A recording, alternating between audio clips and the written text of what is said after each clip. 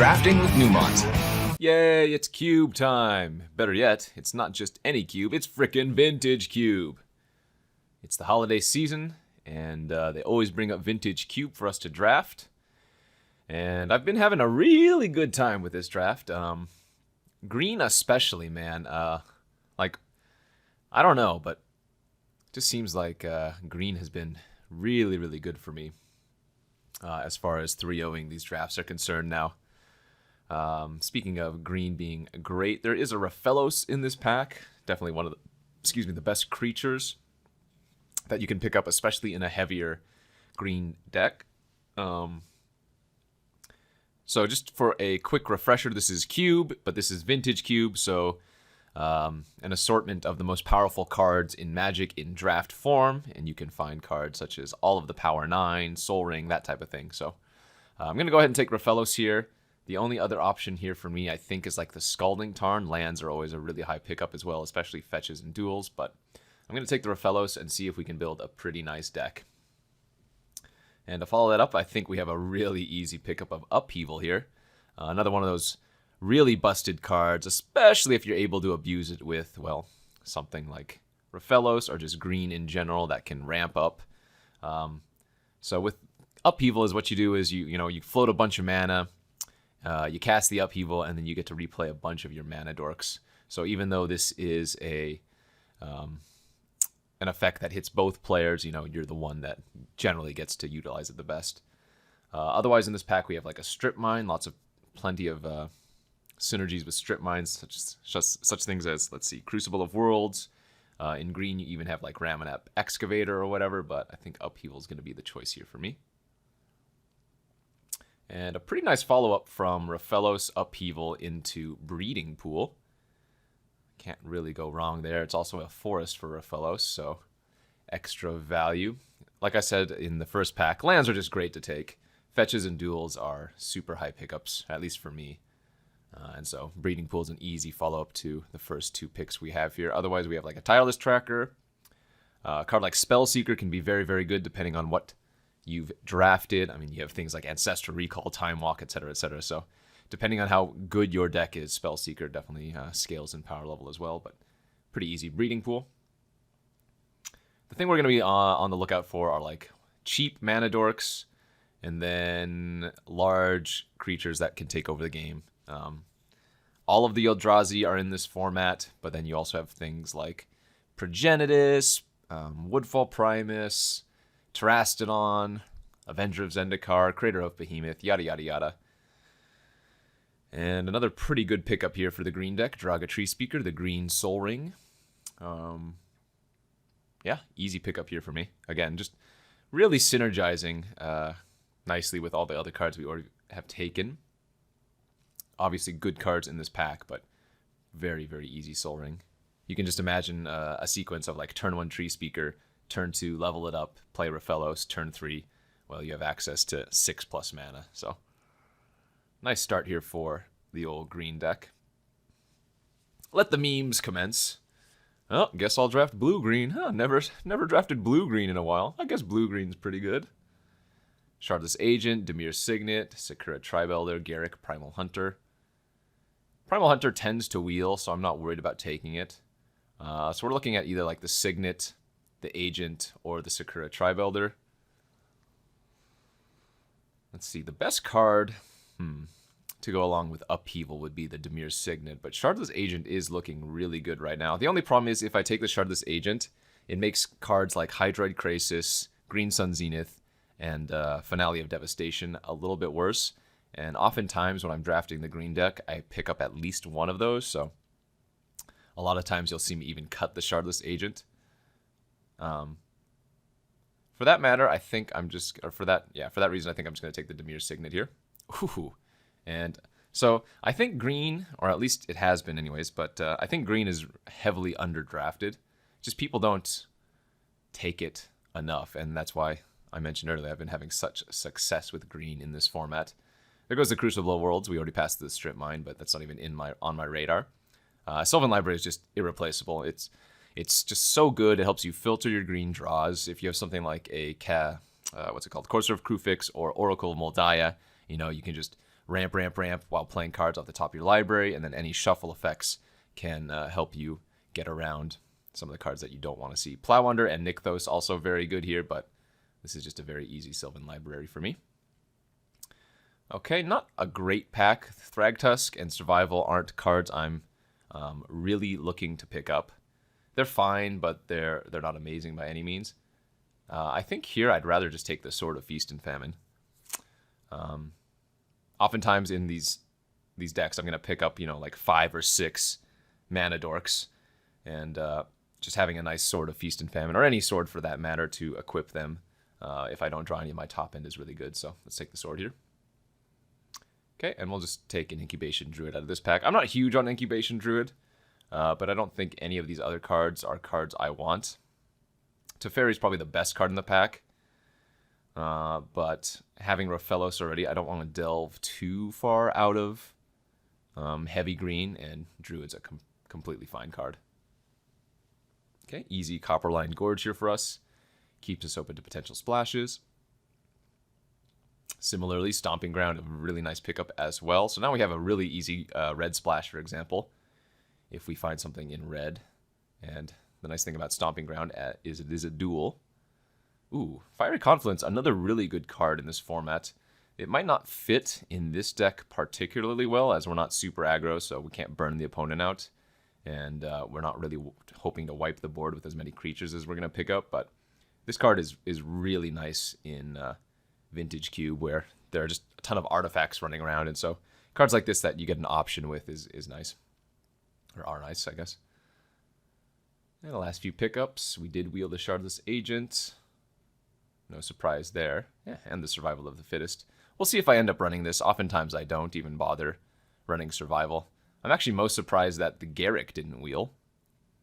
But that's not a big deal. Garruk, Primal Hunter, is a fine card, obviously, but it doesn't feel like vintage power level. Oftentimes you're just using it to immediately draw cards or something, which obviously in the green deck drawing extra cards is great, especially if you're dumping out your hand super fast, but I'm thrilled with how the first pack went. We got an Upheaval, we got some of the best ramp cards possible in like Rofellos and Tree Speaker. We have a little bit of fixing even, so right now we are in the direction that I want to be in. So let's see, let's pick 15. Yeah, so we should get the second pack here. And what do we got? Pretty bad pack for me.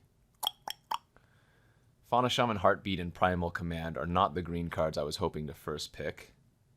Primal Command is okay, though. I think it's definitely better than these other 2 green cards. I already have the Survival anyways, so I don't need the redundant Fauna Shaman. Keep an eye out, though, for the Progenitus on the wheel, as green has a pretty easy time getting out Progenitus. I mentioned Green Sun and Finale of Devastation already, but if you get something like Natural Order, Tooth and Nail, Progenitus can, well, obviously end the game very quickly. But let's just take the Primal Command here and look to wheel either the Port or the Progenitus. Channel. Oh, yeah. That's what I'm talking about, baby. One of the most busted cards. I am passing a Tropical Island here, and there's also a Terastodon, Wooded Foothills, Slime, but this is just one of the most stupid cards that you can pick up in the cube. It's so busted. I was talking about how all of the Eldrazi are in the format, but then you have things like Blightsteel Colossus, Sundering Titan, Mere Battlesphere. The list goes on and on. Channel is not a fair card, and as much as I hate to admit it, it's not a fun card. Like, it's not fun to play against, and sure, it's fun to play with, but it's like it doesn't lead for very interactive games. But we're gonna just slam it here, of course. Okay, we're looking at Ewit, Winter Orb. And that's about it. Eternal Witness not looking super good right now, but I think it probably has a less likely chance of wheeling than the Winter Orb does. And if we can combo like Eternal Witness with Upheaval, then can kind of go infinite there, though that's not really necessary. Yawgmoth's Will is scary. We'll go ahead and take the Tooth and Nail here. I only like running Deranged Hermit in my green decks in Vintage Cube if I have like a Craterhoof Behemoth or an opposition, which I have neither of those right now. So let's just take the Tooth and Nail and have another way to cheat out some fatties. Okay, Whisperwood Elemental, Sword of Fire and Ice, and a Nature's Claim. All of the artifact and enchantment removal in this format playable. Everybody's running some number of artifacts and enchantments. Oftentimes they're running some broken artifacts and enchantments, so it's good to have this utility available to you. But I think I might just take the Sword of Fire and Ice. Again, gives me a little way to push through even if I don't draw any of my top end cards. Makes my mana dorks and whatnot able to bash in. So let's take the sword here. All right, there is our first fatty. I'm sad to pass Leovold. I'm sad to pass Sheldock and Harmonize, but I really needed to get something like this. We do have the channel now, so just having at least one thing to ramp into is going to be good. Okay, Vivian Reed versus Spell Pierce. I'm actually not huge on Vivian Reed in this format, although she is fine. Again, plenty of artifacts and enchantments to destroy, and then, of course, she can just tutor for, well, not tutor, but dig for lands and creatures. Spell Pierce good, but let's go with the Viv. Jite, Trigon Predator, Force, Dig, Polychronos. Okay. A lot of good options here. I don't want to go super heavy on equipment. In fact, I didn't pick up a single mana dork this pack, so a little bit awkward. It looks like somebody else might be in green and cutting them off. Here, I could just take Trigon. I've been talking about how good artifact and enchantment removal is, and Trigon is no different. I hate passing the Jite, but I think the Trigon's correct here. Okay, wield the Progenitus. Again, don't really need the port, don't need the Fauna Shaman, so this is more of a potential play. I have Tooth and Nail for it right now, but I really would like to get one more way to cheat it out before I play the Progenitus. Easy to rest on. Another nice top-end card. Did wield a Winter Orb. Good. Okay, so pack 3, I'm going to focus on some more fixing for blue and any cheap mana creature. Any, Llanowar Elf, Fyndhorn Elf, that type of thing. Arbor Elf, Elvish Mystic, Birds of Paradise. The list goes on and on.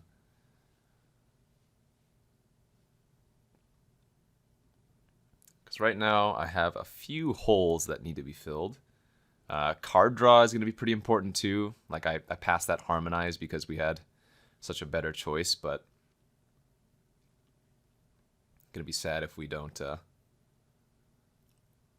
get something like that back. Okay, last few pickups irrelevant here. I'll just put the Progenitus in the deck for now. Definitely could use another colorless fatty as well while we're at it.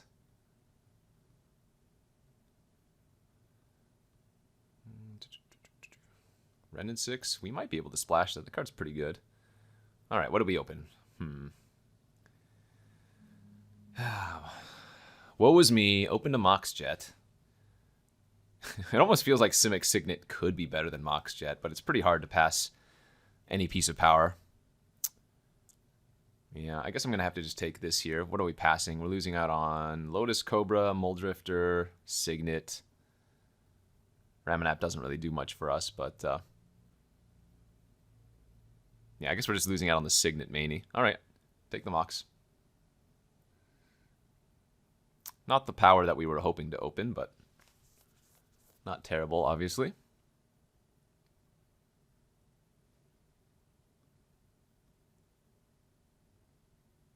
Let's see here. Oh, could use a Crater Hoof as well, while we're on the subject of extra fatties to use.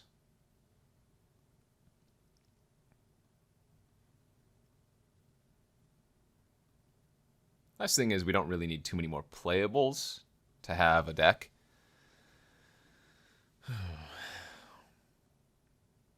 Oh my. Wow, that is quite the pack here. Birds of Paradise, Mind Twist, Tinker, Coalition Relic, Phantasmal Image, Polluted Delta.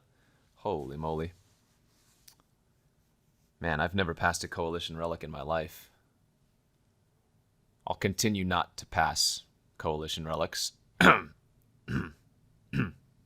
I think it's correct there to take the bird over the, say, like Mind Twist. We just really need those early creatures here. And we do have a green sun now. That's probably good enough. Green sun on 1 gets Tree Speaker or Bird. Green sun on 2 can get Raphelos. And then if we get enough mana, we can get Terastodon. Hopefully we wheel the Reclamation Sage, but I'm not going to count on it. Man, Dak Faden also very, very good. But it looks like we have a little bit of card draw here in the form of Course of Portal, so I'm fine to take that. Okay, perfect. There's another excellent colorless creature. And this one is reasonably castable in a green deck, so got both Ulamogs. That's nice. Now we have 2 good channel targets. And in fact, I mean, you can even channel. You don't need to do this on like turn 2 or whatever. You can do it on turn 4 when you have 2 more green floating, and you can cast just like, one of your other fatties or whatever, but that's nice. It's actually really nice that I have as many colorless cards as I do for channel purpose. Like, I can see a world where we just channel for, an early portal or something weird like that. As we find a Garruk, Chalice, Top, Overgrown Tomb, Through the Breach. Not terrible, but don't think we're going to end up splashing that. I think I'm going to go with the Garruk over the Chalice.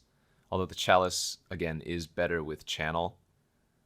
I feel like Garruk is probably a little bit stronger as a card overall.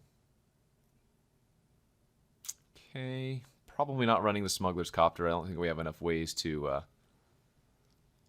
really crew it as easily as we would like. So let's take Inkwell for sideboard purposes. And that was pick number 7. We still have one more pack that we could pick up. I mean, another 1-drop Mana Dork would be great. Really late Natural Order would be okay, although we only have Terastodon. How about a Prime Evil Titan would be good. What else? Like a Lumbering Falls for some extra blue fixing would be okay. Gaia's Cradle would be fine, although it's not super exciting in this particular deck. Or we could just get basically nothing. I mean, Chart a Course is okay. It's not exactly what we were looking for, though. Yeah, so it definitely feels like somebody else was in green and taking a lot of the cards, the overlap cards that we wanted. But this is still a decent deck. We have some very broken cards for sure. We have the Channel, we have the Raphelos, we have Upheaval. So, well, I'm not... I don't think this is like the best green deck I've ever drafted. It's certainly capable of 3-0ing, although I would guess that it probably ends up going 2-1. Muldrifter, okay. Good wheel. Little Flying Fish, draw me some extra cards. I was going to run the Chart a Course instead until that point. Ooh, wow, that is insane. Getting a Mind Twist on the wheel? Oh, God. I mean, I was considering taking this card the first time around. It's that good, but I don't have any black fixing besides, like, the birds or whatever. I guess Signet kind of counts. Oh, that's so gross.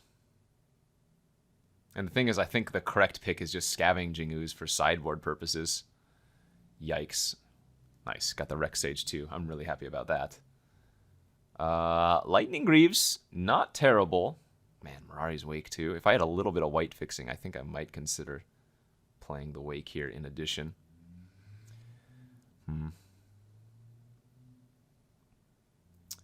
Very interesting. Very interesting. All right, I might just cut the Shardless Agent. I did pick up that Green Sun Zenith like I was talking about when Shardless Agent first showed its head. Just wondering if I can get away with 16 lands in this deck, or if I want to still run 17. Or that is to say, Mox Jet and then 16 lands, or Mox Jet 15 lands. Also wondering if Winter Orb is still good enough here, as I didn't really get as many mana dorks as I wanted. We have Tree Speaker Bird, so 1, 2, 3, 4. Yeah. I'm a little bit hesitant on the Winter Orb.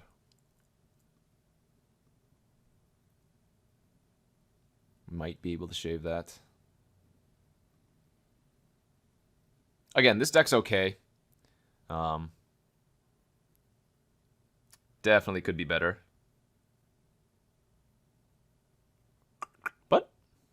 we will play it out and see how we do. Hopefully we just cast a lot of Channel Eldrazi. So let's add the Mox. Let's add the Breeding Pool. And we need a few islands here. We can go 10-5, probably okay. We have birds. Actually, we don't have too much blue fixing, do we? It's too bad we only picked up one duel, the Breeding Pool. Problem with running 5 islands is that it kind of does hurt the, well, all the double green cards, and especially Rafellos, so I'm wondering if I want to go down to 4 and 11 like that, because we can function without blue, we can't function without green. So let's go like this, and, yeah, run it around. Let's see how we do. Oakley dokley. Here we are for round 1 of this vintage cube draft. Ooh. We have the Channel in our hand. We don't have an Eldrazi, but we do have Tooth and Nail, so... I mean, like I mentioned during the drafting portion, I could just go, like, turn 2 Channel Portal. Although, we'll have to see. Certainly going to keep this hand. And if I just draw a few more green sources, you know, we can go, like, turn 4 Channel Tooth and Nail for double Eldrazi or what have you.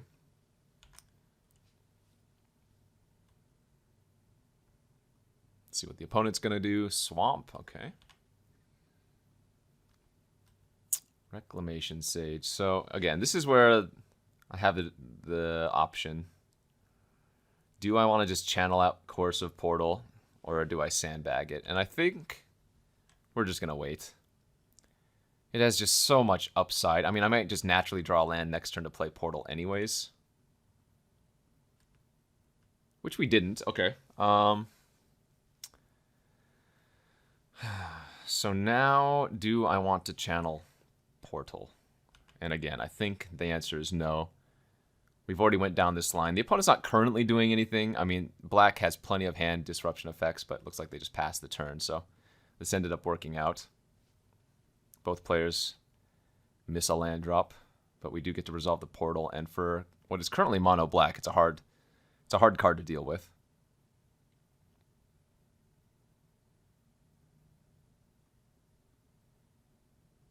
I'm gonna feel a little bit bad if the opponent passes again, and then I just draw a forest and I get to channel Tooth and Nail, kill some of their lands.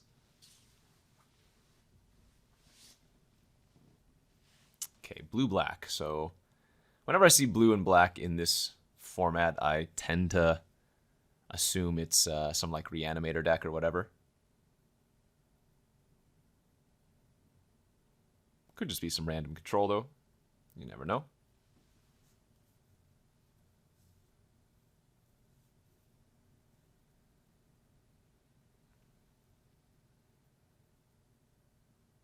Thing in the Ice. Okay, that's not exactly what I was expecting. We're going to choose Homage here. Hopefully draw another forest. 2 draws at it.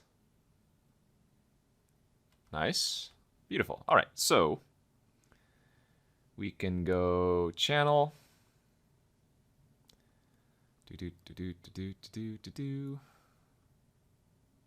7.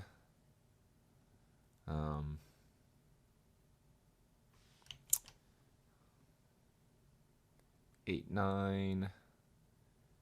Tooth and Nail Entwine. And then we can go, let's see,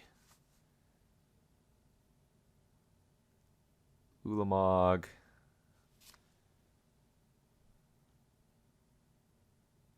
Ulamog, but then we put in the 11 mana Ulamog and Terastodon. And then we can go boom, boom, boom, blow up all of their lands. And then I can hard cast this Ulamog and kill 2 of the elephants. And there you go. Hey, channel. Fair card. Don't pass it in Vintage Cube. Blue-black. So I'm just going to bring in Scavenging Ooze in the dark.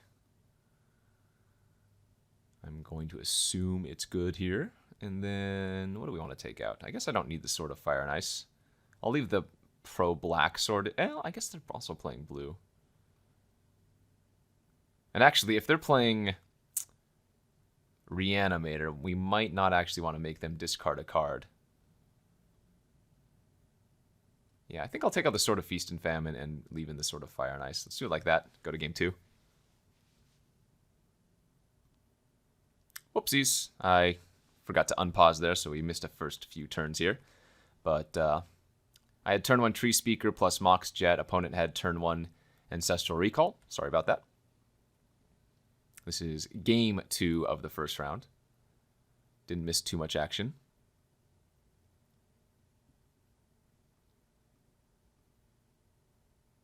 Baral, Chief of Compliance. Huh. Okay, so maybe they're actually on Storm. You don't see Baral too often outside of Storm business. What can we do here? We can level up the Tree Speaker, have access to 3 mana. And then I can play Bird plus Ooze.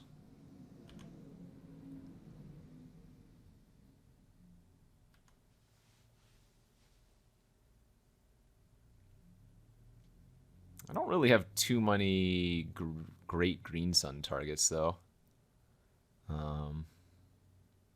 Like, I could go get Raphellos, but I only have 1 forest at the moment. You need 9 mana to Green Sun for Terastodon, and I'm not very close to that. I have 2, 3, 4, 5, 6, 7. I guess I'm 2 mana away. We have, like, Trigon Predator. Could go get something like Edric would be fine. As they have a Go for the Throat. All right. Maybe we just draw Channel and make it easy.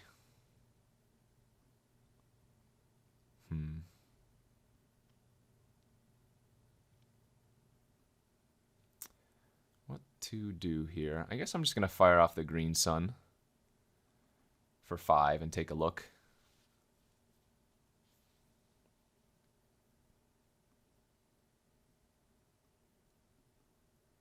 I suppose I'll go get Raphellos and then just pass the turn here. I'm not sure what they're going to go for the Throat. They might just kill the Raphellos now that I went and tutored for it. But I don't really have anything else going on anyways.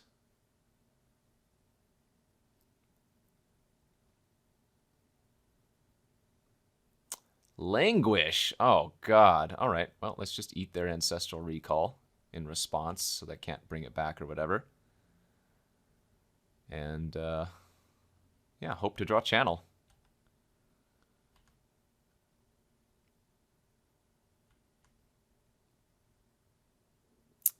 Opponent casually has 7 cards in their hand. This is fine.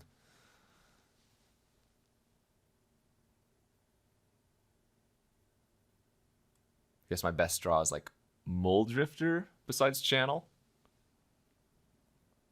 What else? Sylvan Library would be okay. I mean, they don't have any real pressure right now outside of Mutavault, so just have to see what they end up doing. Okay, Baleful Strix. And pass. Trigon Predator. All right, well, better than nothing.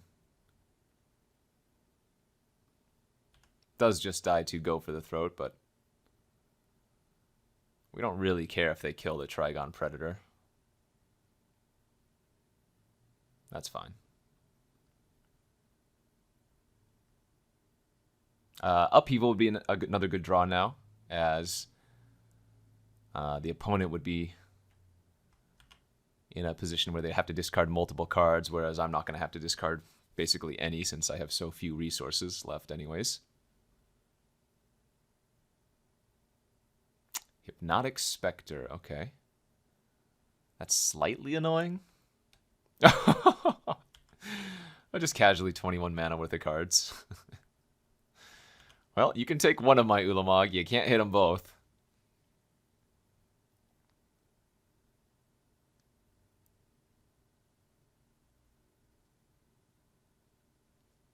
Hypnotic Spectre's at random, so we'll see which one they hit.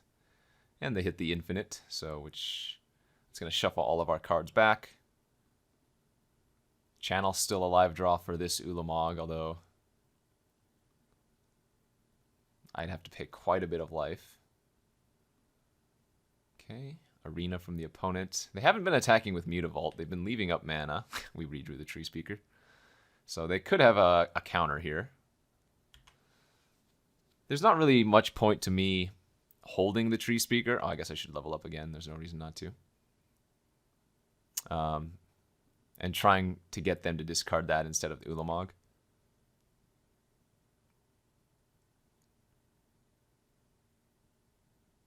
Is this Fact or Fiction? Oh, Dig Through Time. Okay. That's pretty good too.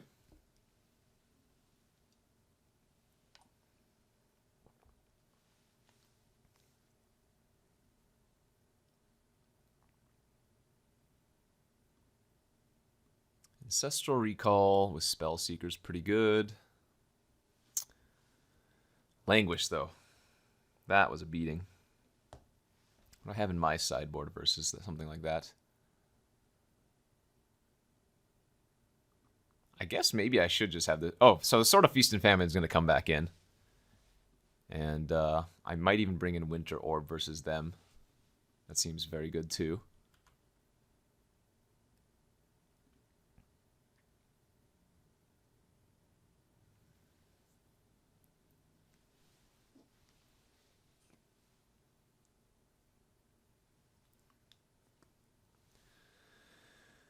Alright, make me discard my Ulamog.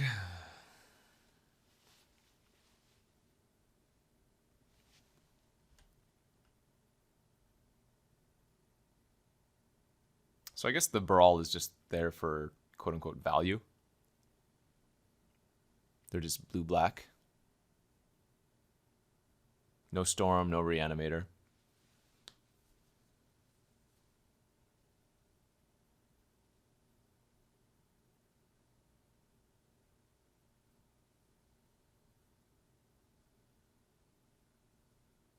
Scarab God. Oh, baby. They can Scarab God my Ulamog.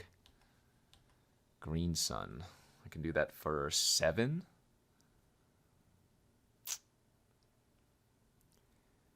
Yeah, that doesn't really accomplish much. I mean, I guess. I'll just do it for the full amount, but... you know what I should have done? I should have done it for 2, gotten the ooze, and then eaten my own Ulamog so they couldn't steal it.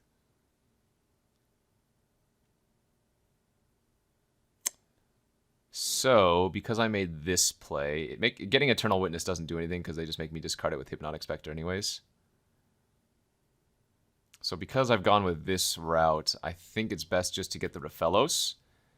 And then hope I top deck Upheaval. I've got like 1 draw step to find it because we're just going to die here in the next 2 turns. As they used a Gush end of turn. Okay, interesting. Not sure that was very good when they already have so many more cards in hand.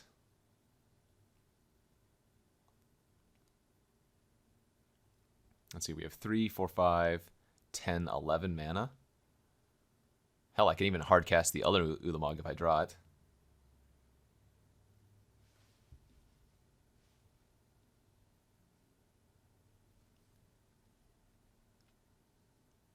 Massacre Worm. That's going to deal me 4 damage. Put me to 9, and then they hit me for 8. I go to 1. So Upheaval is my out here.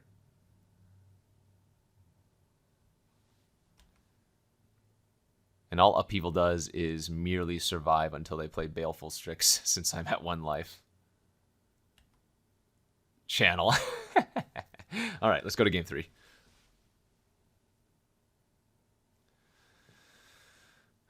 So, Languish is the main card I have to worry about, as Massacre Worm comes down a little bit slow. But it's not even like I have that many ramp cards. Winter Orb and Sword of Feast and Famine, I said we're coming back in.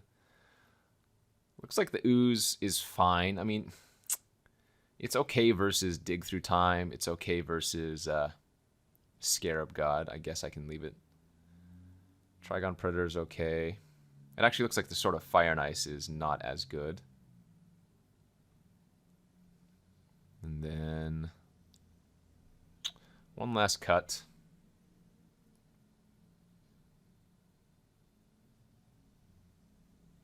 Trigon looked fine there. They had some flyers that it blocks, as well as like a Phyrexian Arena. I guess I can pitch Primal Command. Maybe not the best. Okay, let's go like this and try to get there game 3. Okay, game 3 here of the first round. We're on the play this time. And I guess this is a keep. Again, not very exciting. Hoping to just draw a Channel or maybe Raphelos. Turn 1 Birds, turn 2 Scavenging Ooze, maybe turn 3 Winter Orb and lock them down a little bit, but not thrilling.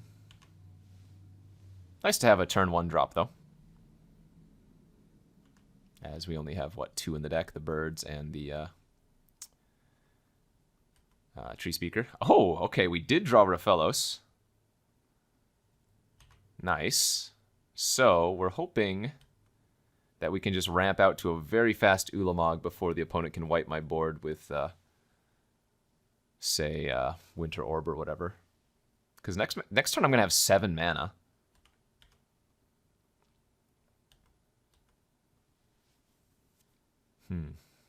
3, 6, 7. Oh, man. I really want them to tap more mana. I don't even know if I want to run out the Ooze.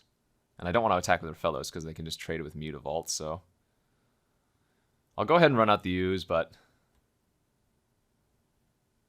this is kind of risky. They obviously don't have like their Go for the Throat because I think they would have used it. Oh god, I'm terrified of them drawing a Languish. They could have it next turn.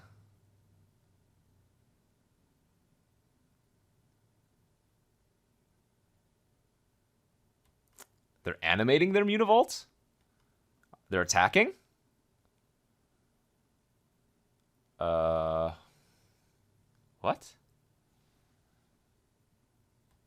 That can't be right, can it? It feels like this is a great trade for me. I would take that. I would take Scavenging Ooze for one of their lands at that point every... Okay, yeah, I don't even know. We'll go ahead and take it, though. 2, 3, 6, 7, 8. If I draw Forest off the top, I have 10 mana. Oh, no. God, we need to fade the Languish.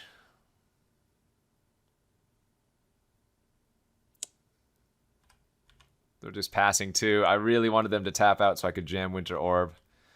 Oh, no. All right. Well, attack for 4. Your go. Pray that they don't have Languish.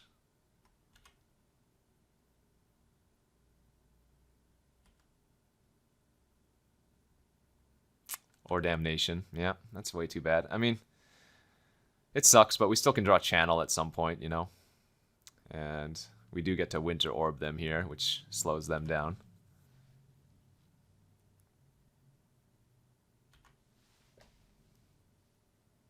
I wonder why they traded off their Mutavault then.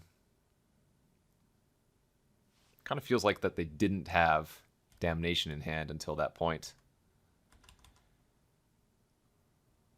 I don't think we run out the Rex Sage.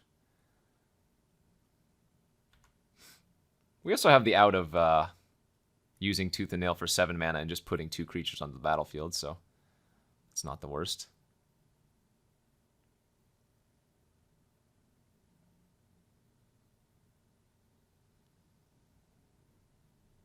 Very strange game now. They are going to tap out. All right, there's Spell Seeker, so they go get their Ancestral Recall, I'm guessing.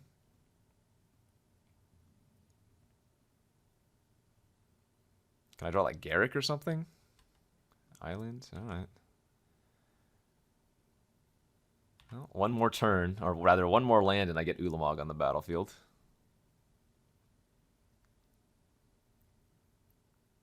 which I'm going to assume is good enough. Mole Drifter. Pretty awkward, but I don't want to hard cast that. I want to just evoke it. So that we don't tap all of our lands. Oh, there we go. That'll work.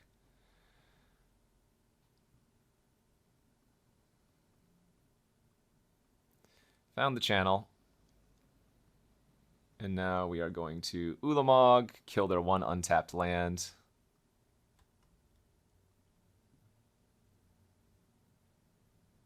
They can Ancestral in response, that doesn't matter. Resolve the Ulamog. And we'll go ahead and play out the sword as well. We're not going to equip, though. We can equip it next turn. Alright. So they might have 2 mana, but...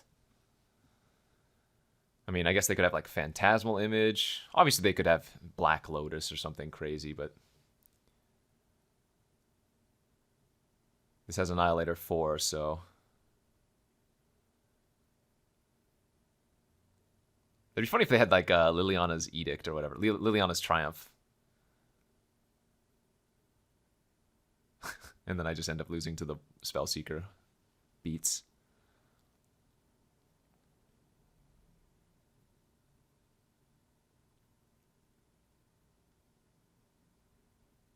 They're going to discard. Okay. 2 mana, no plays. Discards Massacre Worm.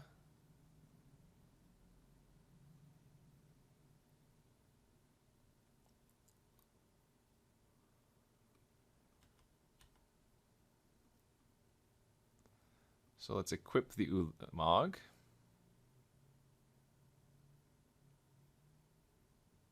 And they scooped. All right. Whew. Got there round 1. Let's see if we can win the next 2. Here we are for round 2 of this Vintage Cube. On the die roll, we're going to be on the play. And we are going to mulligan this pretty stinky hand. If only we had Channel. How about that hand? Yikes. This is all mana, no gas. I hate these type of hands, but I'm going to keep it. Like, there's a very real possibility I just don't draw anything and end up losing. But this is better than the opposite, right? This is better than having, you know, a bunch of 7 drops, 8 drops, whatever, and then no actions. Or no way to get there. So, a sad keep, but here we are. I think I'm going to lead with turn 1 Forest Moxjet Signet, as that gives us potentially 4 mana on turn 2. So if I draw like Garrick or whatever, I can cast that, as opposed to turn 1 Bird.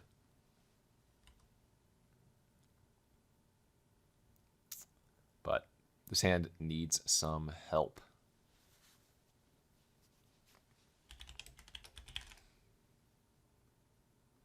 All right, turn 1. Land. Mox.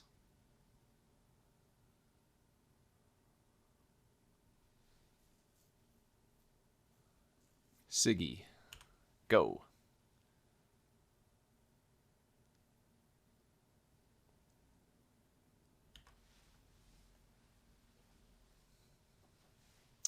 All right, give me the goods. Goods, right here. Non-land. No, I said non-land. 4 mana on turn 2, and I just cast birds and say go. My opponent says their deck is garbage, unfortunately. Well, whenever an opponent says that, I usually end up getting crushed, but we'll see. Again, if I just don't draw any action, oh, that qualifies as action. If I just don't draw any action, we're going to have a problem, but that was a solid start. Although, I really wish this was Primal Hunter in this scenario, where I would be able to make a beast and then the following turn draw 3 cards. As it stands, just making a 3/3 is not, well, a 3/3 on turn 3 is way below power level in Vintage Cube.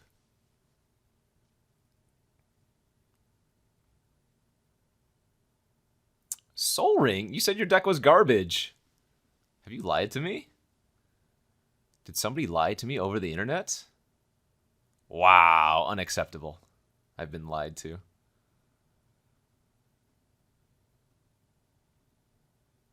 So they should be attacking my face here, right? Because the Questing Beast deals damage to the Planeswalker anyways. That's a play that I make. Oh, no! I had 9 mana. 2, 6, 7, 8, 9. Darn it.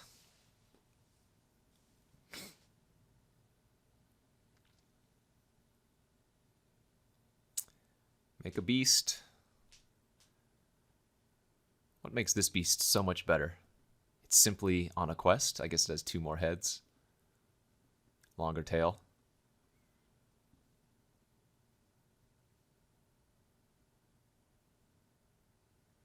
Alright, I like this play. I like them attacking with the elf as well to make sure that Garrick dies unless I want to lose the bird. Although, again, this Questing Beast should go to my face since... This card has too much text on it. It does too many things. Like, what the heck? Alright, we'll let Garrick die. We'll eat the Fyndhorn Elf. We'll hope to draw channel, like is the case with all of my games. Ooh, Tireless Tracker's another good one. But no land. Alright. Vivian Reed, we'll take that. We will certainly take that. She can find us some extra goodies. Be it lands or random creatures.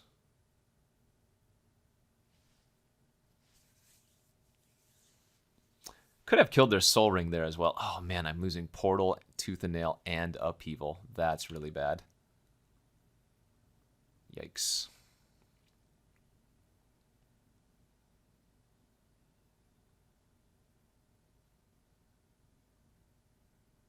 Assassin's Trophy. All right, well, now we get to shuffle all of those relevant cards back. That's good. So 4, 5, 6, 7, 8, 9. All right, I'm 2 mana off of hardcasting Ulamog. Go ahead and take the Questing Beast hit for 4.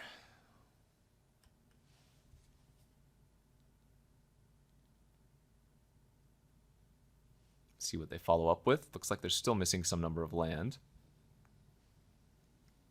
Oh no, Master of the Wild Hunt. That's going to eat my bird next turn. Primal Command. All right.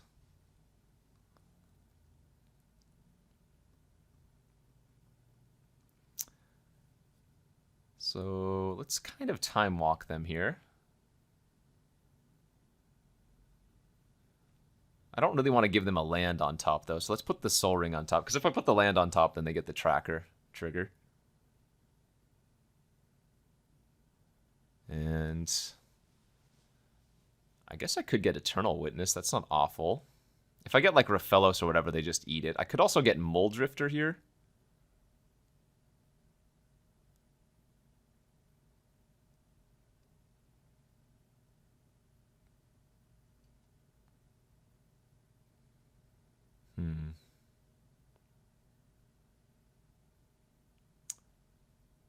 I mean, Ewit's not bad. It also rebuys like the Primal Command.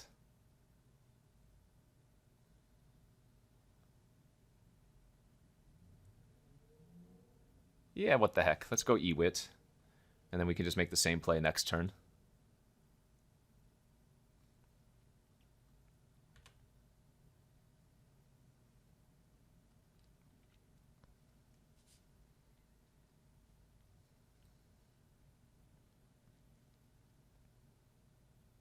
Not a thrilling turn, but at least it does something. It's value, but again, it's more treading water than anything.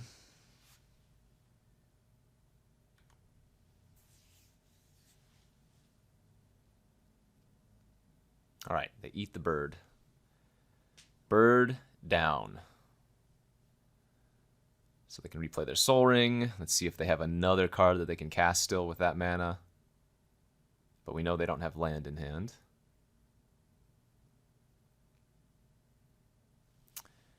Yeah, Questing Beast still gets in since Eternal Witness can't block it. Probably just going to do the same thing, except now get the Mole Drifter. Ooh, okay. 4, 5, 6, 7, 8. No, that really doesn't do much. I would need it for 9, remember, to get Terastodon, so... Oops. Let's go ahead and do the Primal again. Put the Soul Ring on top. Go get the Mole Drifter. Just evoke the Mole Drifter here.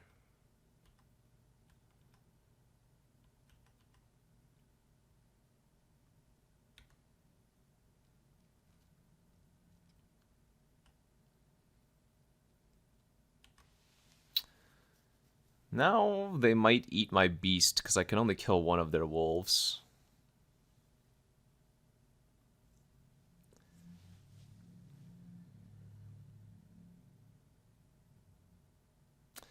These plays would be a lot better if they didn't have Master of the Wild Hunt just sitting there.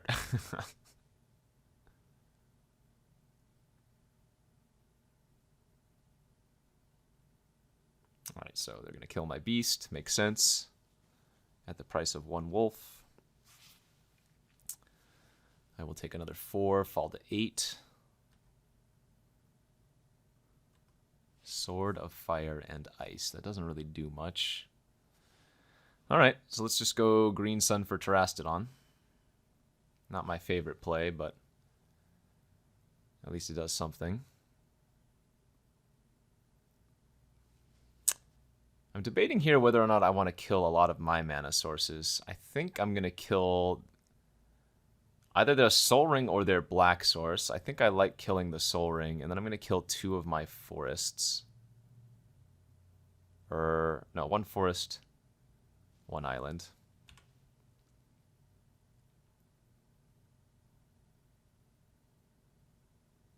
Do you have a Beast Within?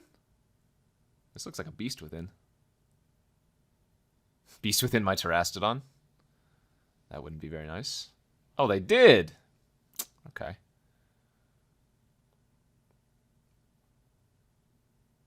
Well, I'm not hard casting this Ulamog anymore, so let's just make this play.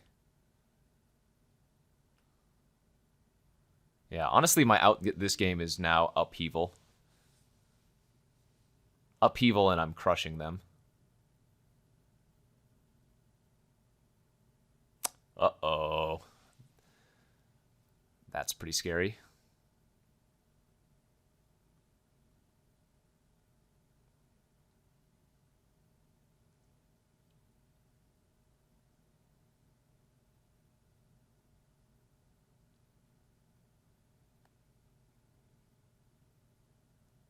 What will they get? Fetch land. That makes sense. Gives them double trigger of the tracker. I approve of that.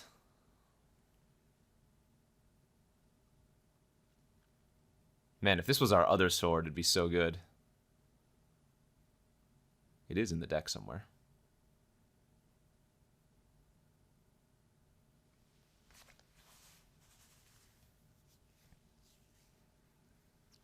Alright, I have like 1 turn, maybe 2 tops to find a Upheaval.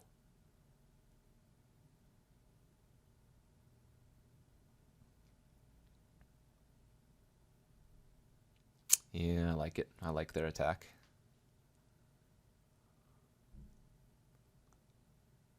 And the Dane Questing Beast has Vigilance too. So I think I'm just supposed to soak up as much damage as I can. The only issue with losing the Eternal Witness is that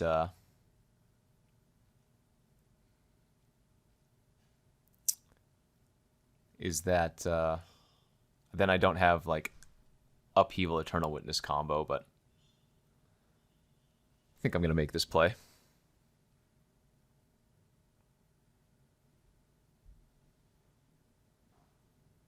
All right, upheaval or bust. That is not an upheaval, so we will bust it up. So they have Soul Ring, Demonic Tutor, and then looks like the rock. Black-green rock afterwards. They didn't really have too many mana dorks. I wonder if Lightning Greaves, Winter Orb could be good versus them. Looks like they do a decent amount of tapping out. Could also bring in the Skoos.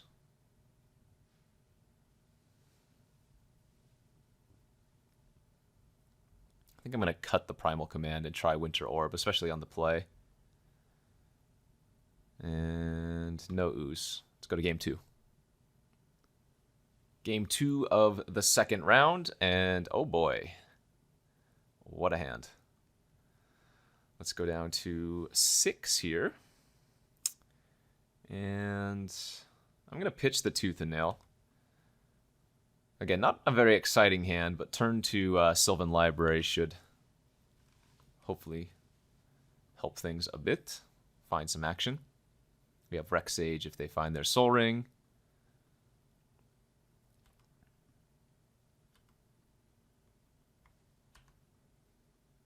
This looks like a very Legacy Cube hand. Yeah, it feels like this deck just doesn't really do much if I don't have the channel into Emrakul. Or whatever, channel Ulamog. Jeez, look at that start. Nice. I remember when their opponent said their deck was bad. Hey, I needed you last game, friend. All right.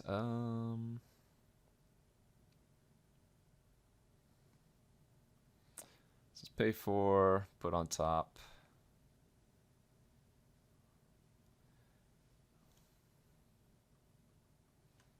And I'm going to still kill the Soul Ring, since they have black in the form of the Elf of the Deep Shadow.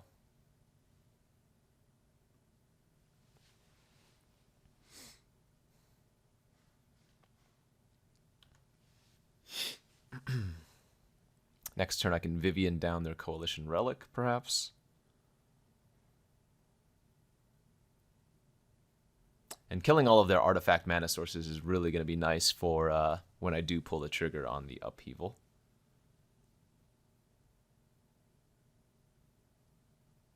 Alright, Whisperwood Elemental, that's fine. I'll block if they want to attack. Let's activate our Sylvan Library again. Take a look at the top 3, including the one card we know we floated. Let's put it on top.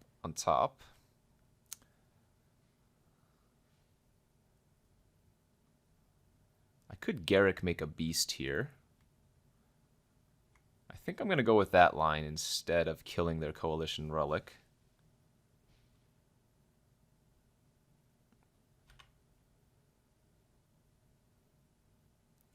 Because Garruk means I don't need to play a land next turn in order to upheaval. Because right now they have the elf, the turn 1 elf, into turn 2 Coalition Relic post upheaval.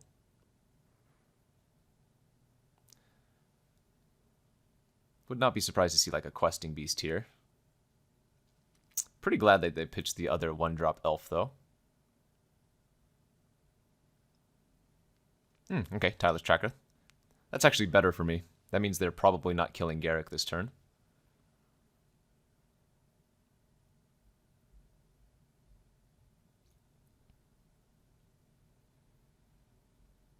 So we can go chump, trade, or whatever.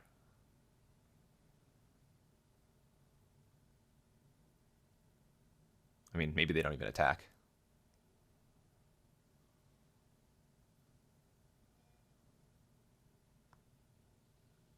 So I don't actually think I want to kill their Whisperwood this turn, do I? I'm pretty sure I don't want to. Because that means I would trade off my Reclamation Sage. And I want to save the Sage to kill their Relic on their quote-unquote turn 2 post-upheaval.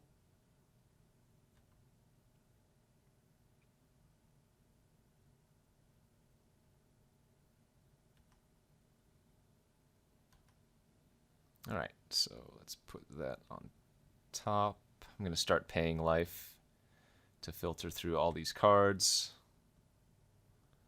Untap, untap.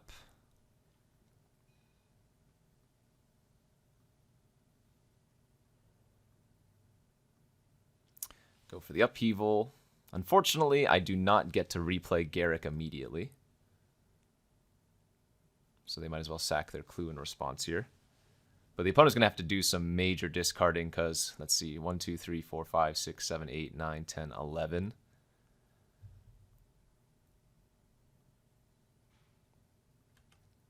$12 now even.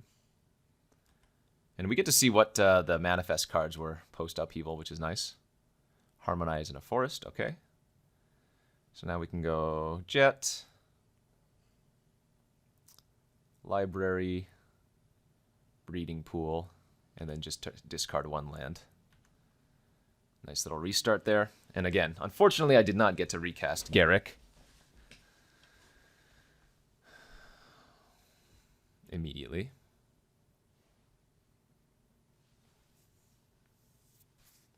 All right, so they go fetch a green source, replay their elf, and then discard 5. Next turn, I get to play Eternal Witness, bring back my upheaval, set up again.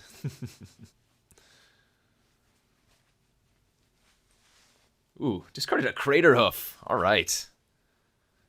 It looks like a bunch of lands so far.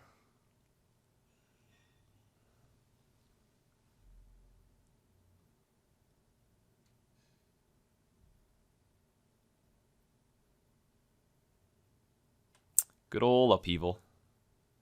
Nothing beats upheaval, except rock.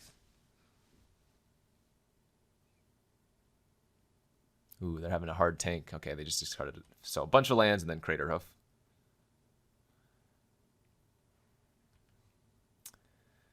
And what did we find? Found a Birds of Paradise. Okay, so we can put that on top. I'll pay... I think I'll pay another 4. Go to 8. And then I'm just going to cast the Ewit right now for upheaval. And then discard a land. Had I gone with Bird this turn, I'd go Garrick into Rex Sage next turn. But I think this is okay. I can still go Rex Sage Bird if they just play their Coalition Relic.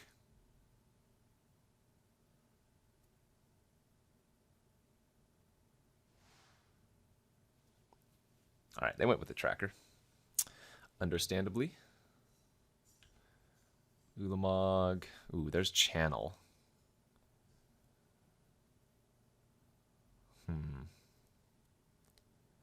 Well, I don't have too much life to work with here, though. So we might just do a nice setup turn here, where we put this on top and then this on top. Play the land. Garrick. Untap. Bop. Pass. Hoping they don't have Questing Beast this turn to kill the Garrick.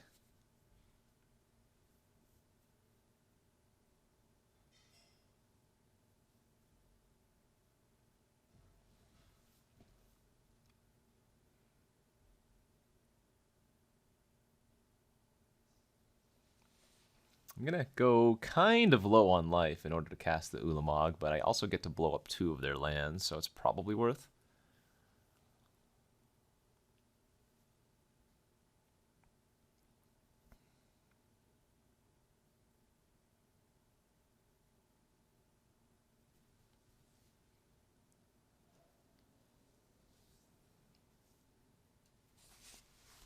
Are they just going to combat? They didn't even play a land first. Huh, okay. Well, I'll go for the trade. That's fine. Obviously, Eternal Witness with Upheaval is a pretty nice combo, but just getting permanents off their field seems good when I'm planning on mogging next turn. I don't know if that was just a mistake from them or what. Okay, yeah, they just conceded, yeah. Must have been a mistake, but they were going to be in pretty rough shape anyways, so don't fault them for doing that. Yeah, we're going to go to a game 3. I do think they have the better deck than I do, but we're hoping to just let's just get with like the turn 2 channel this game and get them that way. Okay, game 3 of the second round, and hey, we got a channel in hand, ladies and gentlemen. So I can go, what can I go? I can go turn 2 channel, sorry, turn 2 incubation druid, turn 3 channel terastodon, or something like that.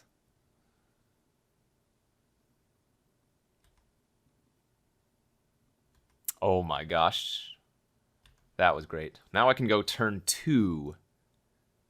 Now I can go turn 2 channel green sun terastodon. I don't know if that's going to be good enough, but it's definitely solid.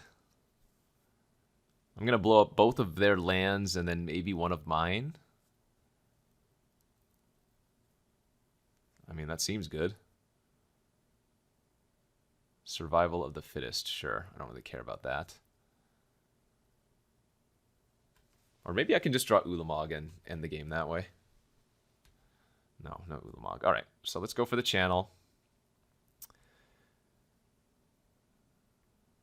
And we will go for 8. Go get Terastodon.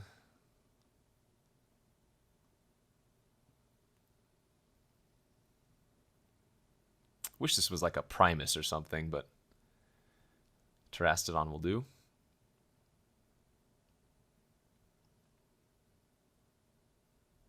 And we're going to blow up land, and then one of my lands.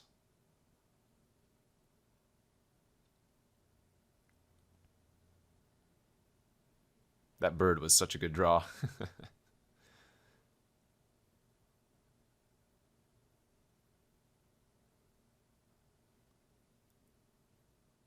Opponent with a Shatter Paws.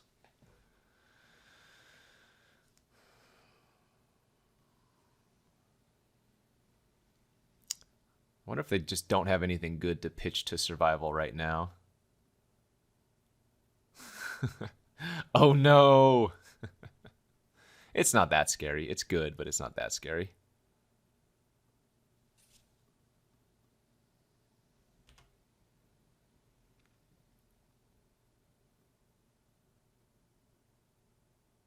Like, they still had a mana dork, so it's not end-all be-all.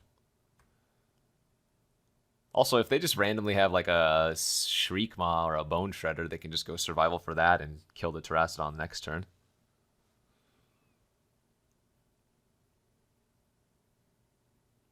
Again, good, but definitely not game over just quite yet. Ooh, Rafflecopter was a good draw, though. And so, since I'm so far down on life, I actually just want to attack with the Terastodon here and leave back my Elephant to possibly block one of theirs, because they can afford to take a little bit of damage.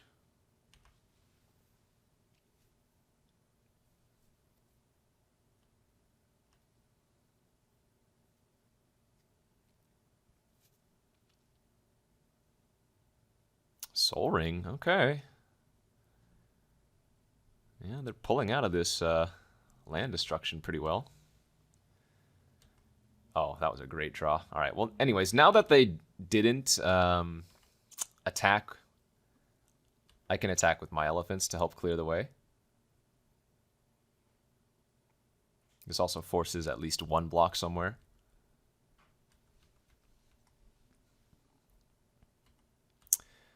And so what we're going to do here is we're going to Garrick, and instead of making an elephant, we're actually going to untap the 2 lands. And the reason for this is that now I threaten Overrun, which is going to give the Terastodon trample.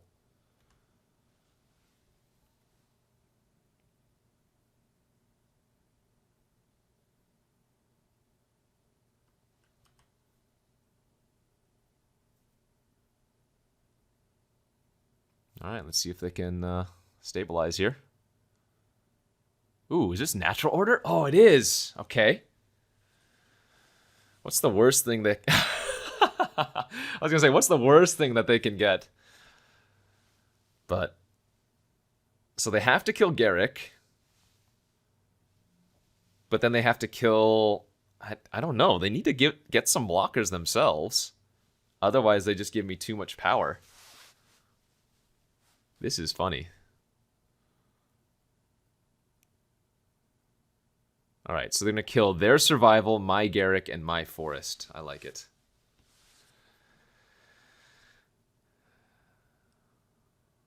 So what happens if I attack with everything? They can block, chump, take 3.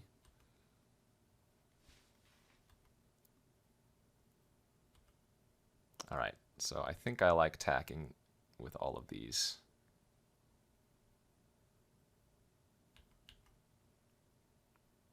So Elephant will chump Terastodon. Terastodon will eat my Incubation Druid. They'll take 6. Or something like that.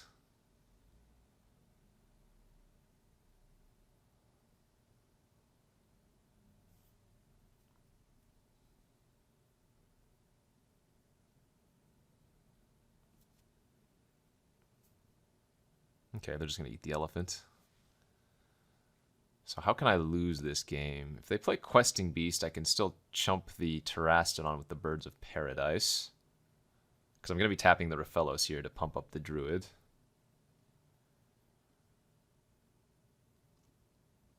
Nope, nope. They're changing their minds.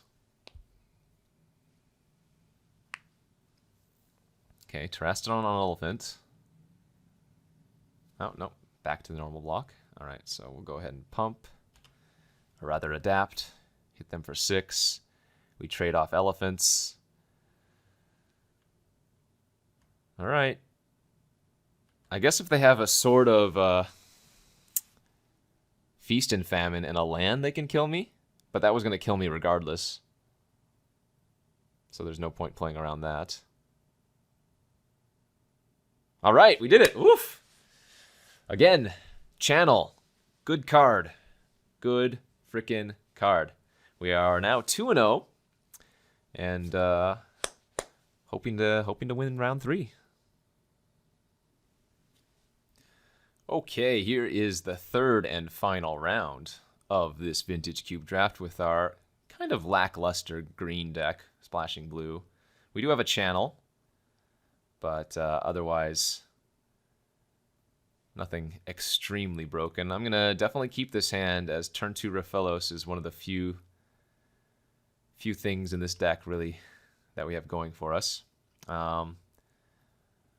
Not amazing though. If they just kill the Raphelos, our hand is awful. But again, with this deck here, I can't really try to play around that really. So turn 2 Raphelos into turn 3 Sword Equip, I guess, is the play.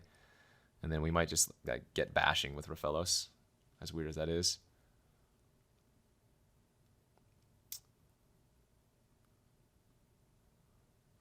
What do we want to see? I guess we want to see an opposing forest. Mountain and swamp are scary for removal purposes. Uh-oh. Workshop is also very, very scary. Turn 1 Tanglewire. All right. I dig it. All right. So now because they did that, I actually want to play Island. So that I can have an untapped forest in case I draw like Birds of Paradise next turn. Ooh, this is where let's see, I have Reclamation Sage, I have Trigon Predator. I don't have a Slime. Terastodon's pretty good versus all that as well.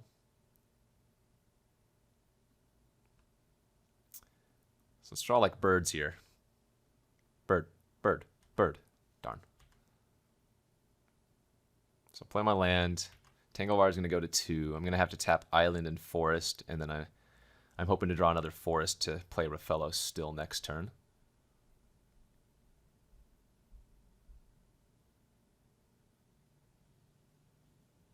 Ooh, do you have a 4-drop?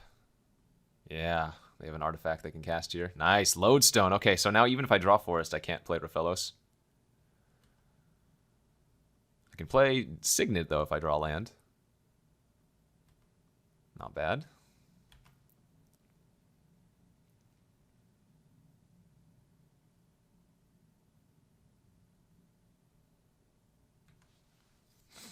All right, Tangle Wire on 1.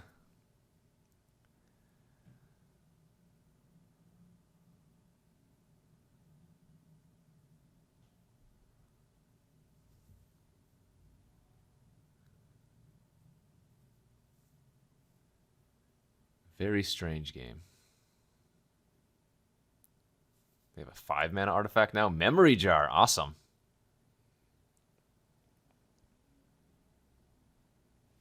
So we'll go ahead and just tap our Signet here.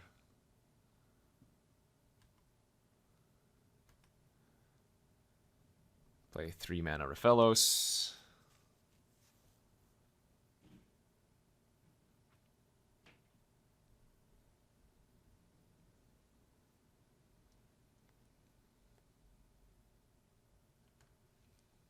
And now the Tangle Wire is done. Wonder if they crack the jar this turn looking for something good.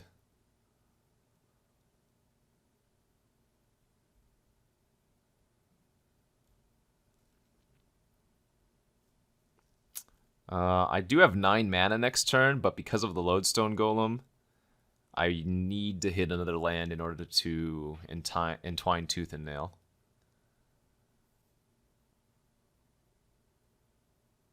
So, I mean, if I don't draw land, I can always just cast the Terastodon, which is pretty good too, but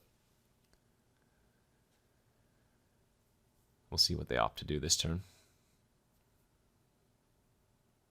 All right, they are going to crack the jar. All of this is just going to shuffle back since they hit Ulamog for me. So we're really hoping they just don't do something broken this turn, which is going, like, I mean, even just killing Raphelos is going to be a problem. Yeah, I'm going to take my hit for 5.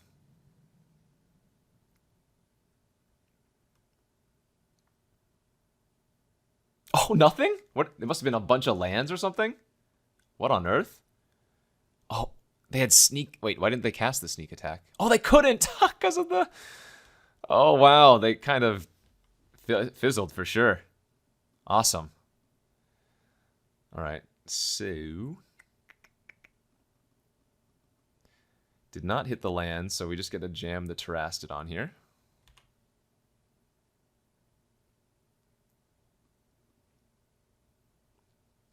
And I think I'm going to kill their red source. I'm debating the Tropical or the Workshop. The Workshop. And I'm going to kill my own Signet. This puts me another turn away from Tooth and Nail, but I think having the blocker is going to be good.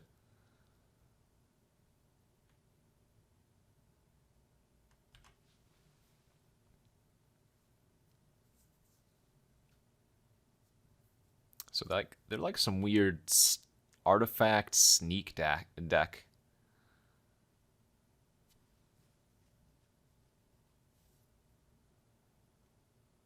Oh, maybe I should have blown up my island instead of my artifact. Probably made a little bit more sense. Not a huge deal, but it's better for upheaval purposes to keep the artifact.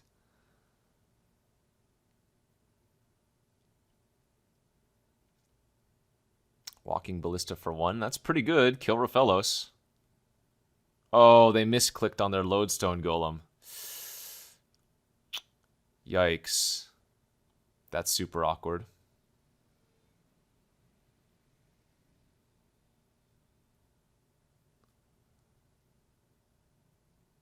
Yeah, that was just 100% a misclick.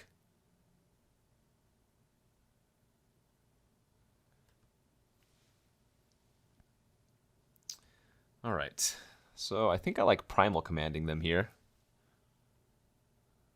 I mean...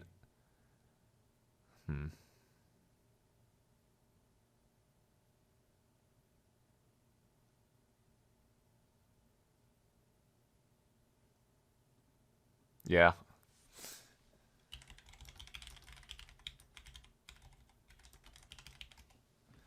Let's just play as if they did it correctly.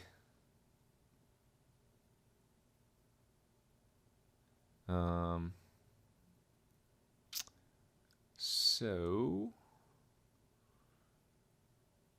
let's put their island on top, and then go tutor for like Rex Sage or something.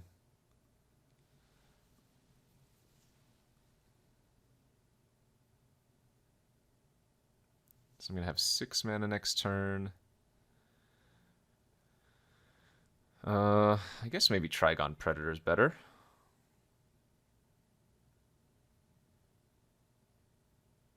Oh, well, they just conceded. Never mind. I guess that works too. All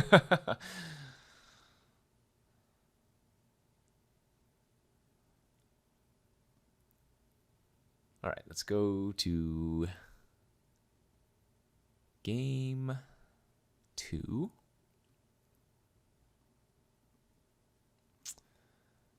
Wish I had some more ways to kill artifacts and enchantments in my sideboard.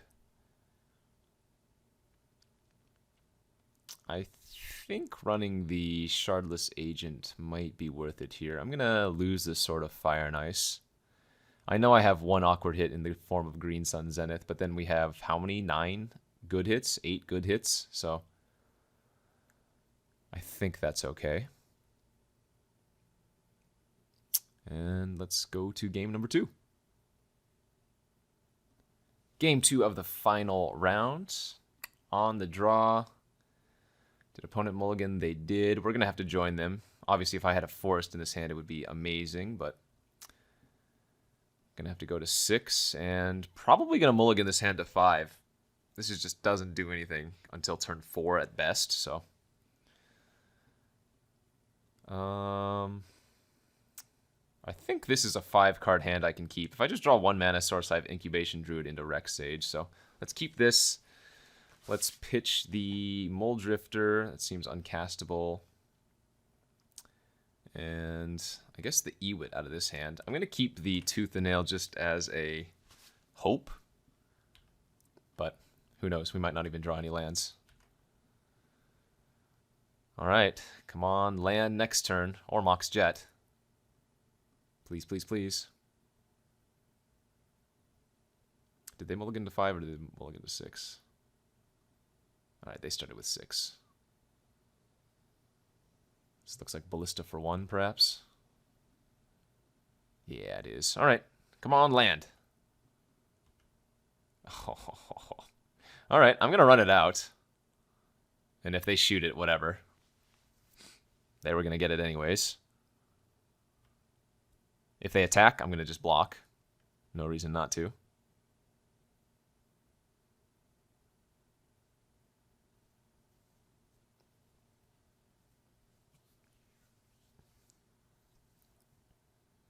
What do you have now? Banefire for 1. Awesome. I like it. Okay. Tree Speaker down. Can we draw a land this turn? We did. Potentially saved. If they have a 4th land, they can level up their Ballista, though, and shoot down my Druid. We also know they have Sneak Attack in their deck.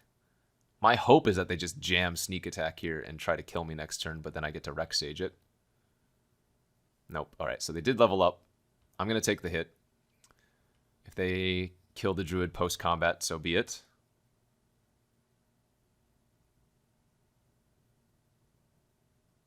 Would not be terribly surprising.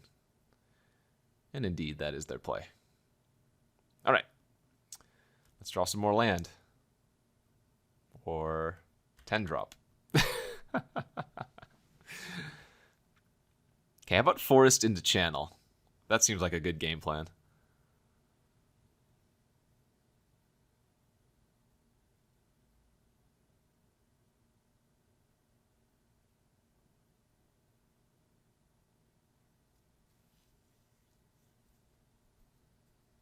Well, they're not jamming Sneak Attack, so maybe there's hope. Okay, land number 5. Avacyn's Pilgrim, that's fine. Pass. Okay, give me a land. Nice. Pass. I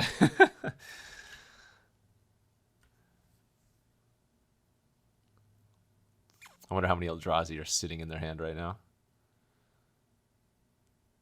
Thran Dynamo. Found ourselves a decent target for Rex Sage. I'm going to go ahead and kill that. There's no reason to sit around and hope that I draw. Or rather, hope that I can get sneak attack with it. We're going to hold the Mox because it doesn't do anything for us right now. And that way, if they have an artifact removal of their own, I don't run into it.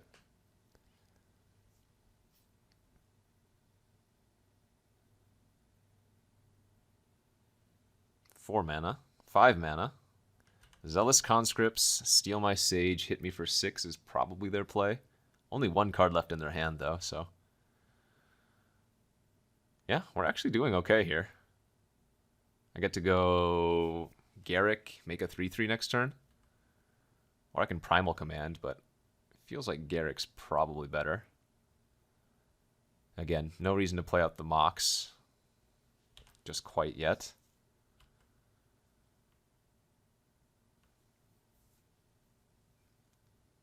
Land number 7. They have 8 mana available.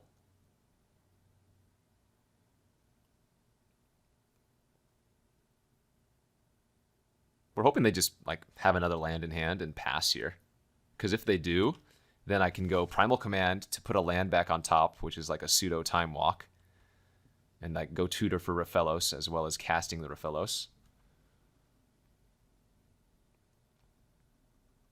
Primal Command. Put one of their mountains back on top. Go get Raphelos. Untap 2 forests. Play the Raphelos. Okay.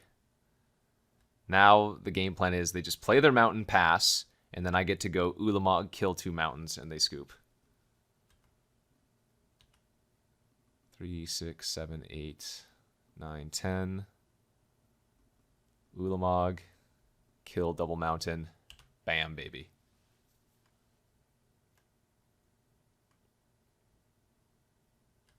Pass.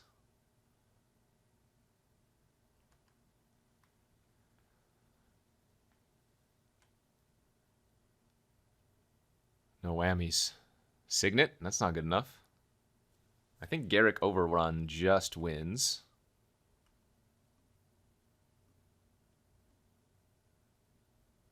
Guess we might as well see what we hit with Shardless Agent first.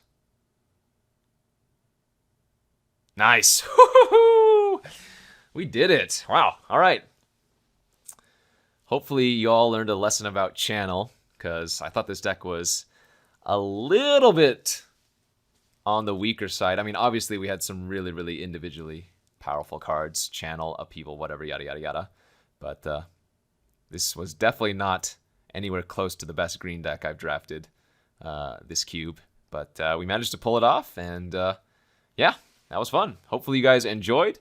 Don't forget to check out all of the other content here on the MTGO Traders YouTube, and there will be plenty of Vintage Cube to come, so keep an eye out for those. Thanks for watching. We'll see you guys next time.